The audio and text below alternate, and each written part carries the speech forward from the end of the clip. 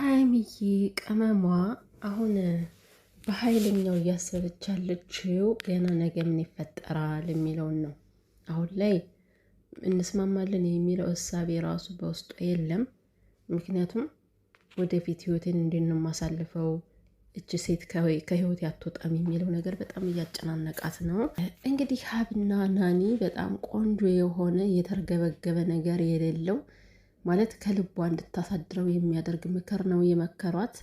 ሰላም ሰላም ቤተሰብ እንዴት ናችሁ? ደህና ናችሁልኝ? ሁሉ ሰላም ሁሉ አማን፣ ሰላማችሁ ይብዛልኝ። ውድ ቤተሰብ እንግዲህ ያው የነ ሀይሚ የነ እዩ ነገር እንደቀጠለ ነው ማለት ነው። ሀይሚም ደግሞ በጣም እየደበራት እየከፋት ተኝታ እየዋለች ነው ማለት ነው። እና ኧረ ለማን አባቱ ብለሽ ነው ቅመምዬ? ዘና ዘና ዘነጥ ዘነጥ በይ። የመሬን ነው የምልሽ። እንዴት አባቷ እንድትልሽ ነው እንደምትፈልጊው? እና ከብሩኬ እንኳን እንደዚህ ሰላም ባትሆኑ አሁን ላይ አንቺ በዚህን ያክል በጭራሽ ለእሷ ደስታ ሲባል ተደብረሽ መዋል ተከፍተሽ መዋል የለብሽም። እና ብሩኬም እንግዲህ በጣም ከብዙዎች ጋር እየተጣላ ነው።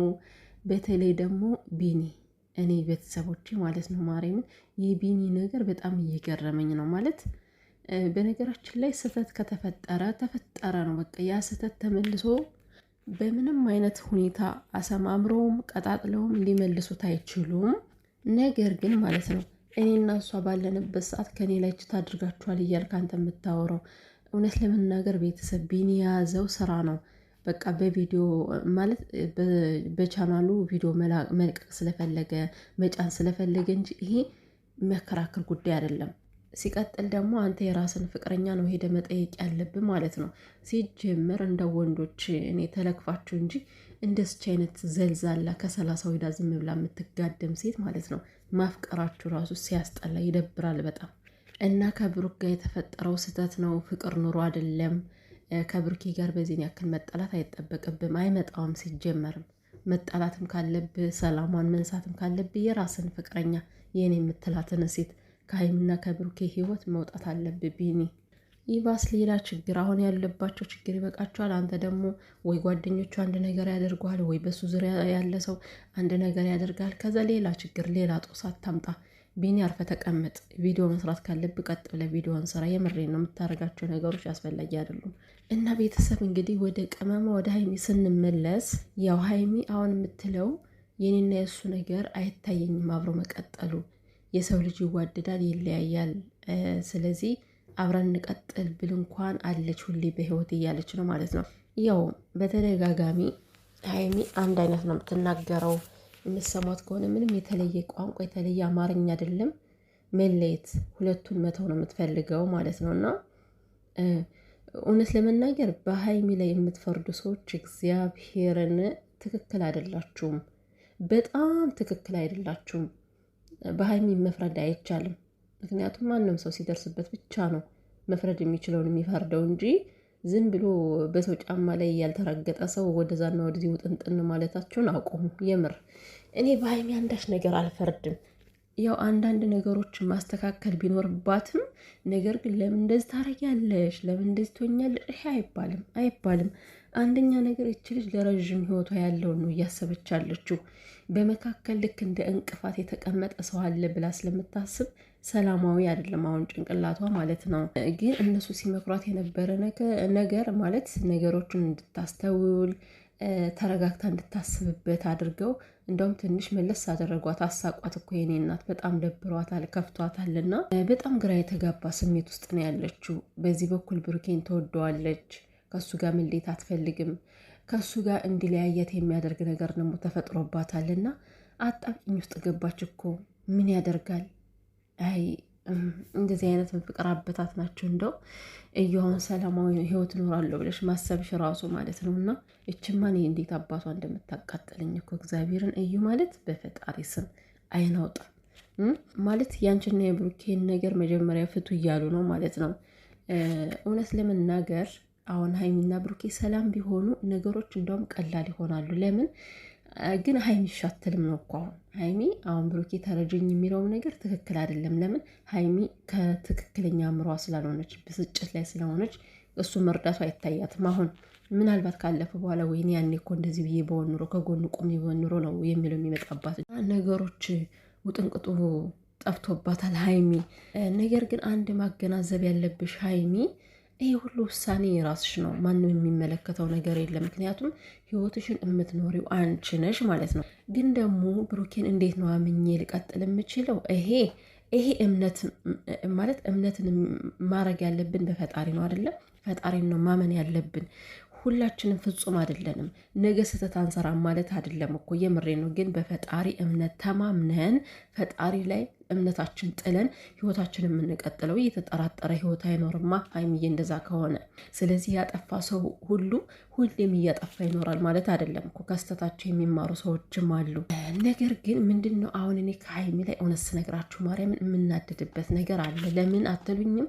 ለህዩ የሆነ በጣም ባህሪዋ አመች ሆነ ለእዩ ማለት ነው።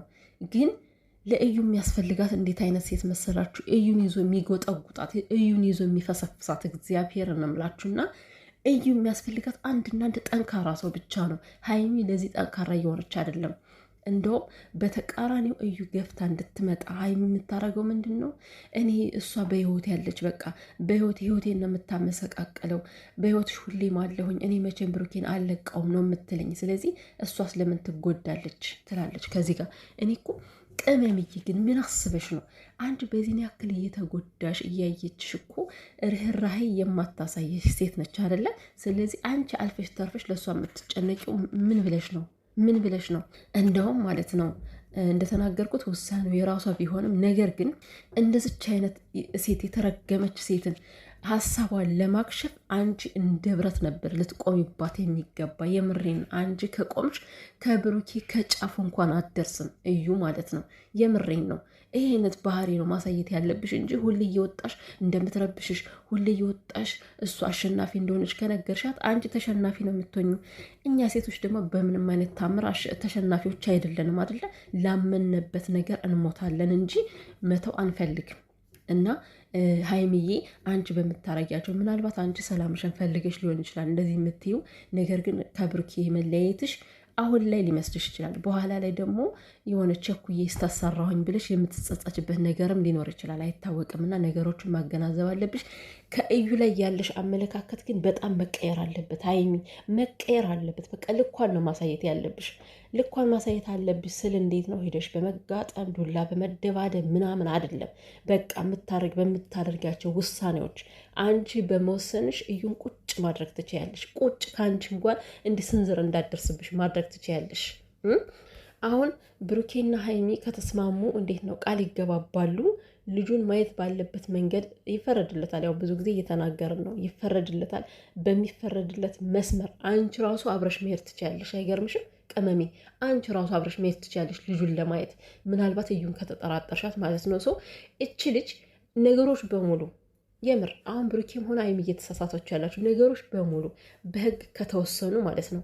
ህግ ካልላት ህግ ከተናገረው ዝንፍ ብላ የማንንም ህይወት የማበላሸትም የመመጥበጥ መብት የላትም። እዩ አለቀ። ግን እኔ ይሄን ለምን እንደማታደርጉ ሀይሚዬ ለምን እንደማጠነክሪ ከሷ ላይ አላቅም። ብሩኬም ሆነ ደግሞ አንተ ልጄን አሳድጋለሁ ልጄን እንደዚህ በምትለው እዩ ወደ አንተ እየገፋችሁ እየመጣች ነው። እና እኔ ሁለታችሁም ደካማ ጎናችሁን እያሳያችኋት ነው ለዚች ሴትዮ ማለት ነው። አሁን ብሩኬ እዩ የምትፈልገውን ነገር ያውቃል ማለት እዩ ከእሱ ጋር እንዲሆን ነው የምትፈልገው ማለት በደንብ ይገባዋል። ይሄ ነገር እኮ ነገሮች ገብተውሃል፣ ተረድታል። የዩን ተንኮል አስበዋል ሀይሚን ካንተ ለማራቅ እንደሆነ።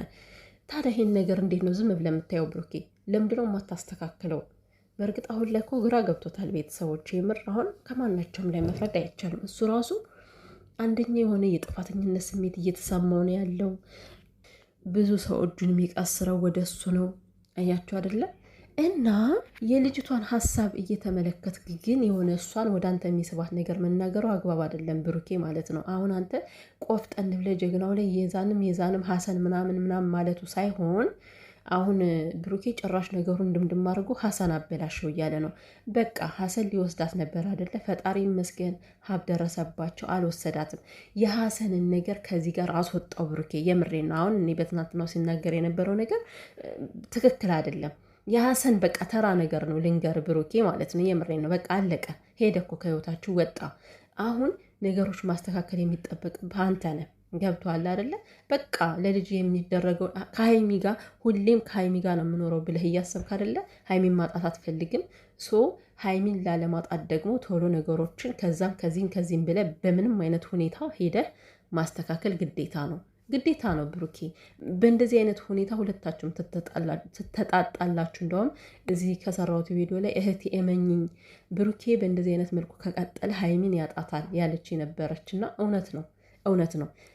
ነገሮች ችላ በተባሉ ቁጥር የሀይሚ ነገር እንዴት ነው አስተሳሰቧ ይቀየራል።